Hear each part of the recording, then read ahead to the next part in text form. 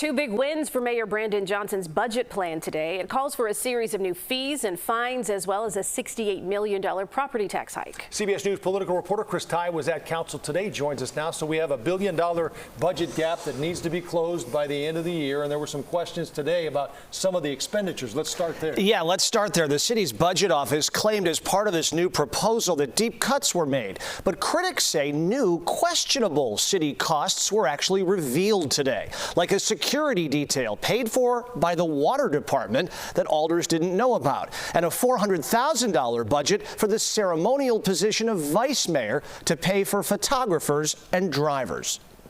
So to hear the Office of Budget Management defending those expenditures after trying to look us straight in the eye, saying that they found every cost efficiency they could in this budget, I find that laughable and dishonest. The city's finance and budget committees narrowly advancing the Johnson plan, so now the full council can vote on it later this week. What will happen then remains unclear. Do you have 26 votes? I think we're getting close. How is the Johnson team getting skittish alders to sign on to the plan that includes that unpopular $68 million property tax hike? They're making false promises to buy people votes, and a lot of that is going on. The Johnson plan also calls for new fees and fines attached to streaming TV service, Uber rides, and garage parking. We already have the highest parking garage tax in the entire nation. Congratulations, Chicago. And now you're about to make it even bigger. Wonderful news.